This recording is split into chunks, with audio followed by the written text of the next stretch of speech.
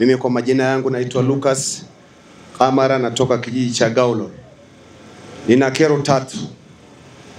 Kero ya kwanza, watu wanaoishi ndani ya mipaka ndani ya kijiji cha Gaulo, wengine wamechukuliwa na kijiji cha Dirima. Na mipaka sasa hivi tumekuwa ni changamoto wa mara kwa mara. Hiyo kero imefika kwenye ofisi ya mkuu wa wilaya mara kwa mara, hata kuna kero hizo zimekuja hata mkuu wa wilaya alimwagiza katibu tarafa kwenye kuangalia hizo mipaka, lakini haikutatuliwa mpaka leo.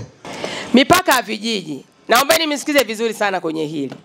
Mimi nimekuja kuona changamoto kubwa sana ya keka za mipaka nilipokuja kwenye mkoa wa Manyara. Sijui shida iko wapi. Kwa sababu kijiji kinapogawanywa kikathibitishwa kwamba hiki ni kijiji, wanaoleta taarifa kwamba kijiji kimeshagawanywa huwa hawaji mara moja. Inakuwa ni mchakato wa muda. Wanakuja wataalamu, wanakaa na viongozi wa vijiji, halmashauri za vijiji, pamoja mnakwenda kwenye mipaka, mnabainisha maeneo ambayo mnadhani hapa ndio papite mpaka.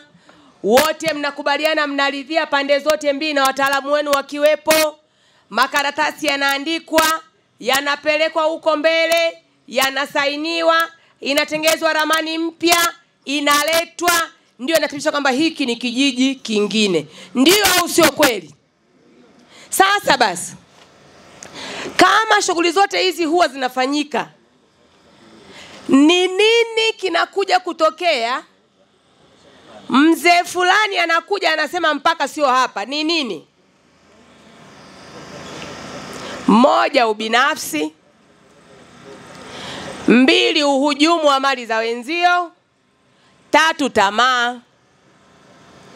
Na mara nyingi nikiwa nafuatilia hii migogoro, sina lengo la kumsema aliyesema kwamba kuna mgogoro, lakini mara nyingi nikifuatilia hii migogoro ninakuta aliyesema kuna mgogoro yeye ndio mgogoro. Mnafahamu maana ya mipaka nyinyi? Kwanza, hii mipaka imewekwa tu kwa ajili ya utawala, ili kuweza kurahisisha shughuli mbalimbali za wananchi kwenye maeneo hayo. Eneo hili kubwa sana, kuhudumia mpaka kule Mheshimiwa Asia itakuwa kazi. Panapunguzwa hapa, anapewa Mheshimiwa Almishi, angalia kipande hiki, Asia angalia kipande hiki.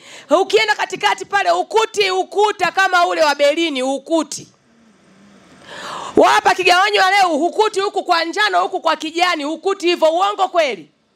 Lakini pia panapogawanywa, panagawanywa ambako mmekaa ndugu wa moja, mnaoleana, mwingine alikufa akazikwa kule, yule aliyekufa kule akazikwa huku, mnaishi kama ndugu. Hii mipaka mnaitaga maogomvi ya nini? Wakiletwa wataalamu kuja kuwaonyesha mipaka, hamtaki. Mna mipaka yenu mnajua nyewe wenyewe.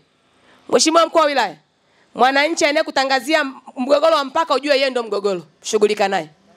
Hatutaki mambo hapa.